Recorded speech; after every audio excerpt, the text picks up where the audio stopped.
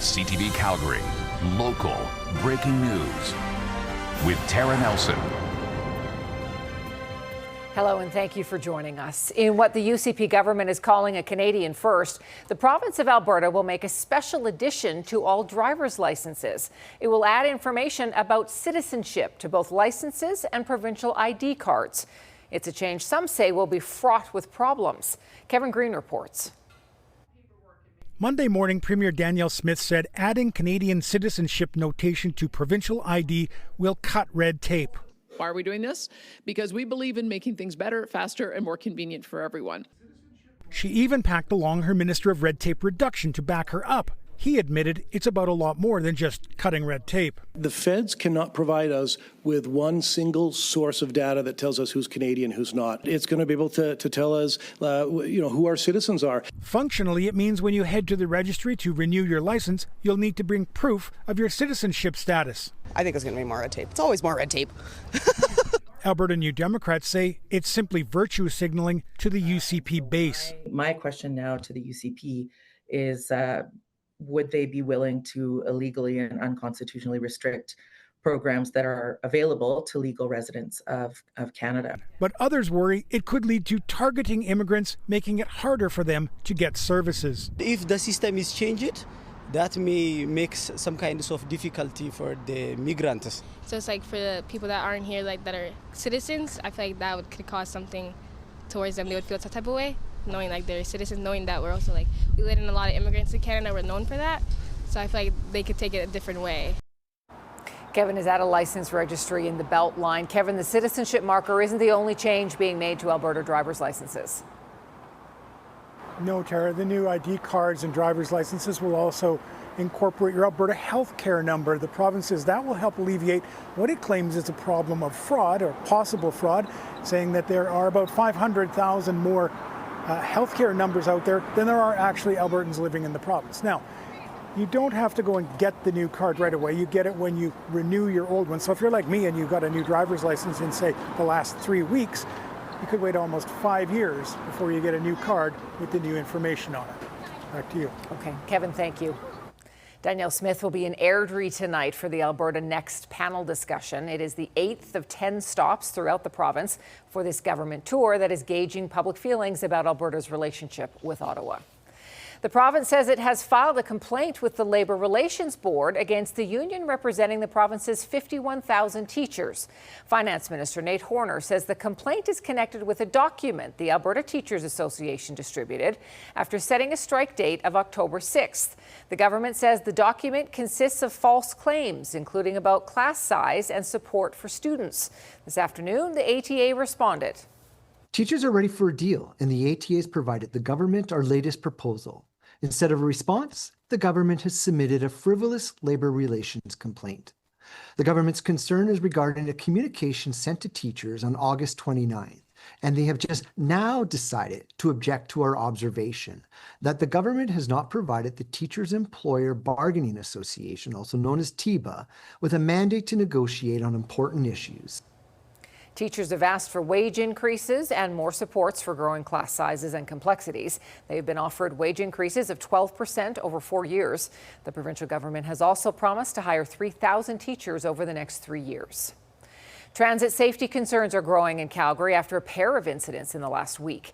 A transit operator was assaulted Saturday night, and a sexual assault on a rider the day before is still being investigated. Jordan Canagan reports.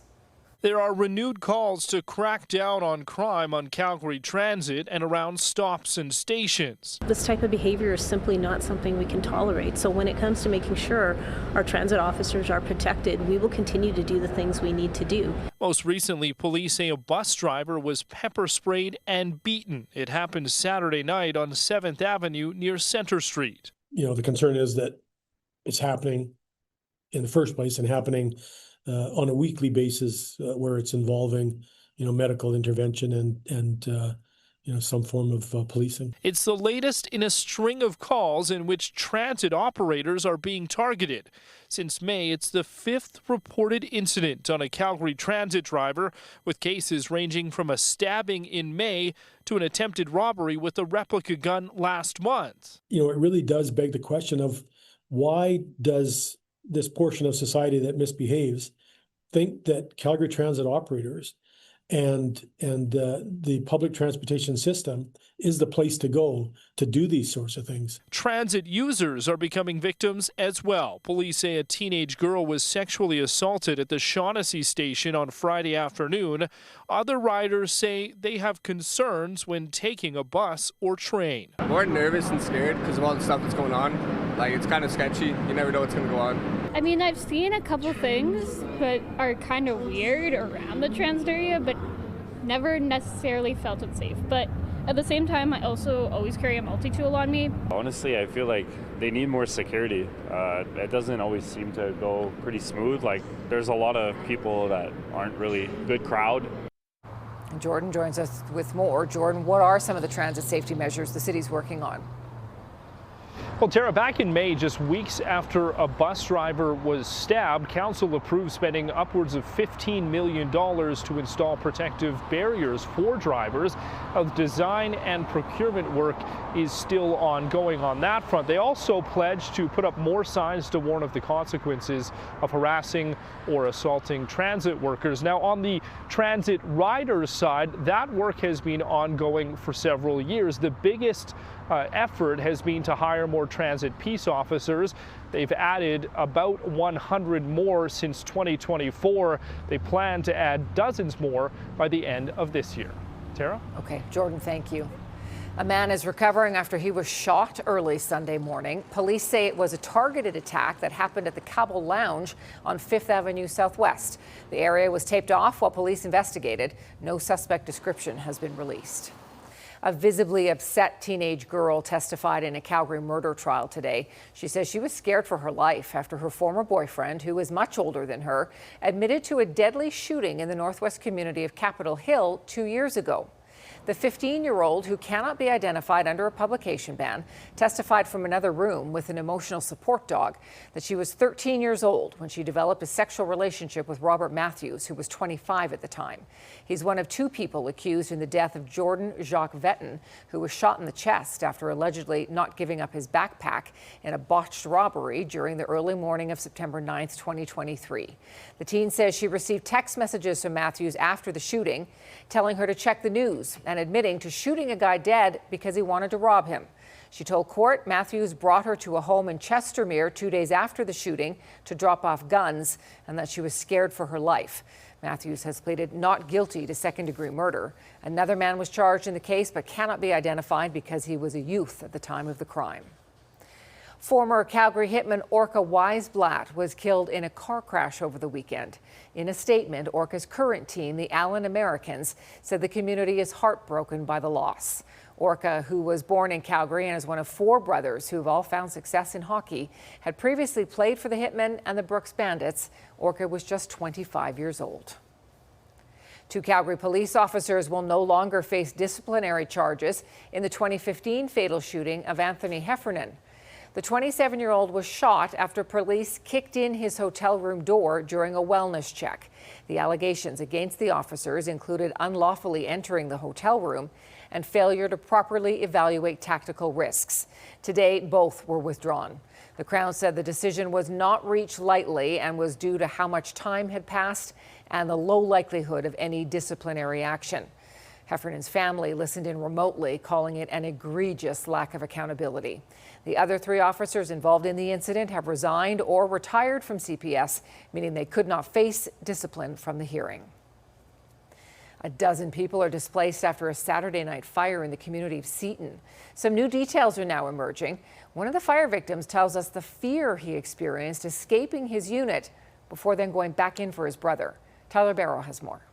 A little bit. A home now gone. The Calgary Fire Department took this video to show Rylan Wheeler what's left after a fire tore through his unit and several others in the community of Seton. The Calgary Fire Department responded to the blaze around 9:30 Saturday night. 12 people are displaced. My head went everywhere. My initial thoughts was just get out right out of the way. Rylan and his brother Aiden Wheeler were renting out one of the units. After hearing a smoke alarm, Rylan knows part of the unit was on fire. He escaped, but noticed his brother's vehicle. Fearing he was still inside, Rylan attempted to go back inside, but the smoke was too much. He later learned his brother was not at home. It seems like I was the only one in the actual whole duplex at the time. I'm happy that no one else was hurt. One dog died, while firefighters were able to save one cat. Several two-story units were destroyed, while the flames impacted a couple other adjacent homes. As firefighters were driving to the scene, they saw the smoke and flames and called a second alarm. We now know the fire originated on the outside of one of the units. It was visceral. I mean, there were so many people out on the street. One person was treated on scene for smoke inhalation. The cause is still under investigation. Community support has been pouring in through several GoFundMes. On Thursday, the A&W in Auburn Bay will be donating a portion of their proceeds to support victims impacted, while also matching cash donations. We understand their pain and we want to walk with them during this difficult time to let them feel they are not alone. A gesture appreciated by those needing it most. All of a sudden, I have a community backing me, giving me all the support I need and the kindness that it's in a world that we live in right now, it's hard to find in humans these days. The total damage of the fire is estimated to be over $2 million. Tyler Barrows, CTV News, Calgary. And the Calgary Fire Department says the most common cause of outdoor fires is improper disposal of materials. Well, it was a little bit cloudy, a little bit cooler today, but the rest of the week is looking pretty great. Yeah, today's where we should be, dark a little bit. We didn't get the rain, but we certainly got some wind. And then completely different story as we go through the rest of this week. So yeah, there's some cloud cover that we had out there today. We got a slight taste of fall today, but as we go through the rest of this week, it's going to be very summer-like. Temperatures will be much warmer than this. We're sitting at 19 degrees right now.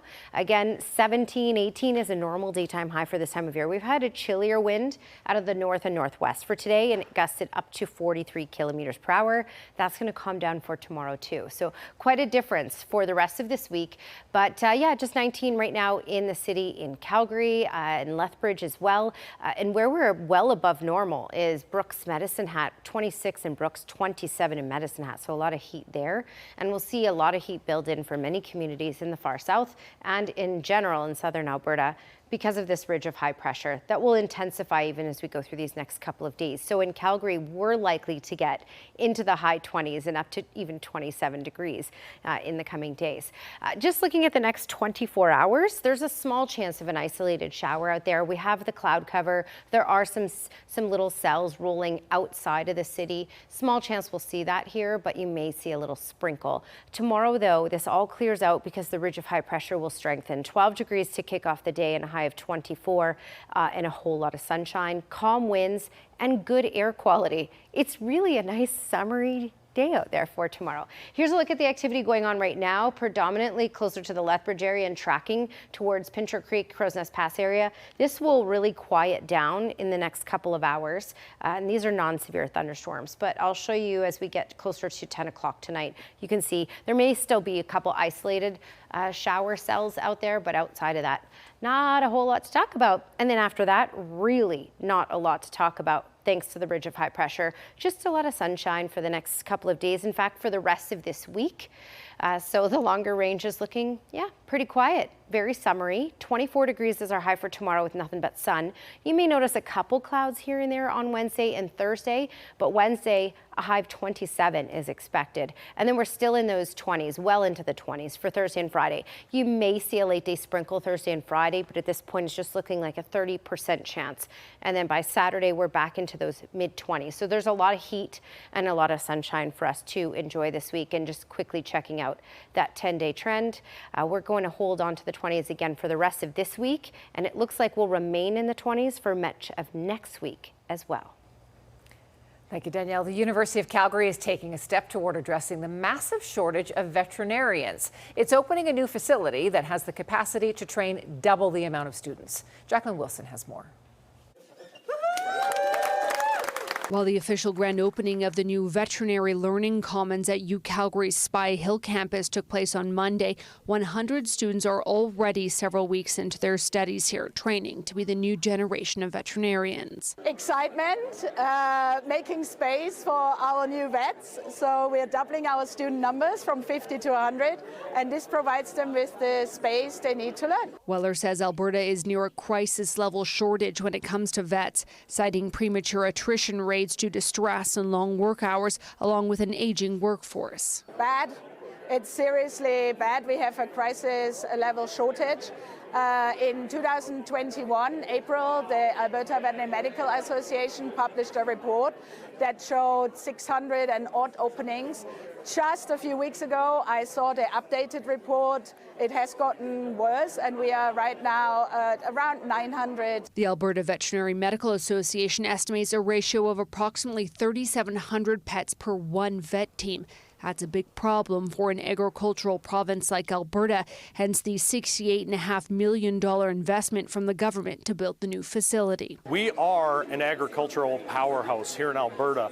We have a massive livestock industry, and that livestock industry relies on having veterinarians in rural Alberta. The doubling of students also means more young adults like Megan Bradbury are able to study and hopefully work in their home province. I'm actually born and raised Calgarian. I came into school only wanting to do small animal, and since coming here I have actually learned that I have a passion for cattle, and I would love to go into bovine medicine. Calgary's veterinary school is one of only 5 across Canada.